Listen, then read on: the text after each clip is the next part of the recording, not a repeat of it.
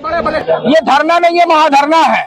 और ये महाधरना जो है राज्यपाल के सामने हम लोग कर रहे हैं और महामहिम राज्यपाल से मांग कर रहे हैं कि हमारे धरना में जो मांग है महाधरना में आप वो महामहिम राष्ट्रपति महोदया तक पहुंचाने का काम करें।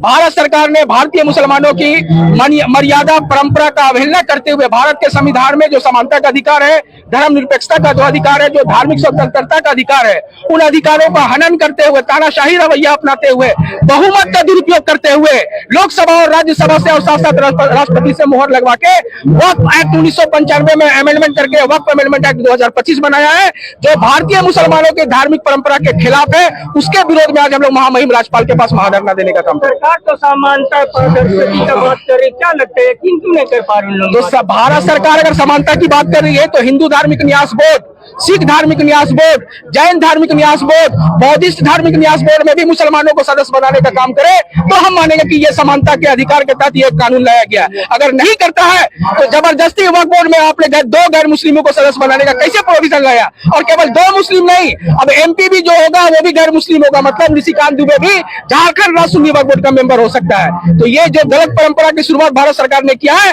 उसके विरोध में आज हम लोग प्रदर्शन कर रहे हैं और सरकार से उम्मीद भी करते हैं, मांग भी करते हैं कि लचीलापन दिखाइए और वक्फ एक्ट 2025 को फिर से अमेंडमेंट करते हुए भारत के संविधान का जो अनुच्छेद 14 है, 15 है, जो 26 है, जो 29 है, जो 301 है, उसको शामिल करने का काम कीजिए। जिस तरह से डीएम को शामिल होने की बात है, डिसीजन मेकिंग होंगे तो उससे क्या नुकसान होगा डीएम? बिल्कुल बिल्कुल, जो वक्फ बोर्ड को सेक्शन 40 के तहत जो अख्तियार था वक्फ संपत्तियों को तय करने का, अब वो अख्तियार जो है कलेक्टर को दे दिया गया। अब हमारे डीसी को कितना फ्री समय रहता आप देखते होंगे, डीसी साहब कितने मामलों में सुनवाई करते हैं, तो ये मामला लंबा खिंचते जाएगा। और यही नहीं, वक्फ बाय यूजर को खत्म किया गया है, जो राजा महाराजाओं के द्वारा, जमींदार के द्वारा, जागीरदार के द्वारा या हमारे पूर्वजों के द्वारा सादा कागज पर वक्फ किया गया था, मौखिक रूप से वक्फ किया गया था, जिसमें मस्जिद है, मदरसा है, मीनार है, कब्रिस्तान है, ईदगाह है, मजार है, उन सारे वक्फ संपत्तियों पर खतरा उत्पन्न हो गया है वक्फ अमेंडमेंट एक्ट 2025 के कारण। हम लोग इसलिए मांग कर रहे हैं कि संविधान का मूल भावना का भारत सरकार कदर करे और वक्फ अमेंडमेंट एक्ट 2025 को या तो वापस ले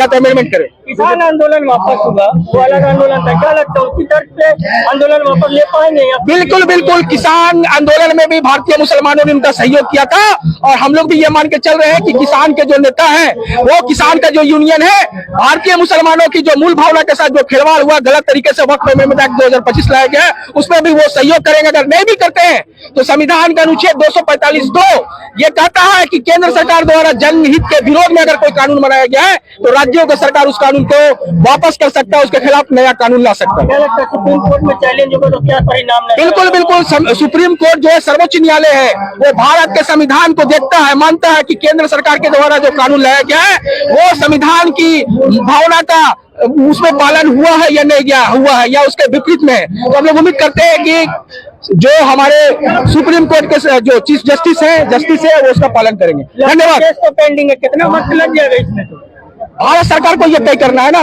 केंद्र राज्यों के सरकार को तय करना था। राज्यों के सरकार ने परमानेंट सीओ नहीं दिया, वक्फ बोर्ड समय पे गठन नहीं करते हैं, उसमें सालों साल लग जाता है। तो ये राज्यों के सरकारों के कारण और केंद्रों के सरकार के कारण वक्फ बोर्ड डिफंग हुआ था। हम लोग ये मान के चले थे कि इसमें सुधार होगा, ना कि संशोधन।